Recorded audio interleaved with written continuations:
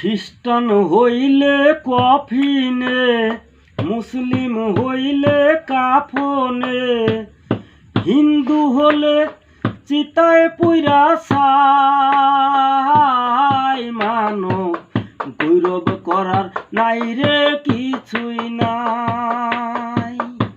ও মানব তুই দিনের এই দুনিয়াতে গৌরব করার নাই রে কিছুই নাই।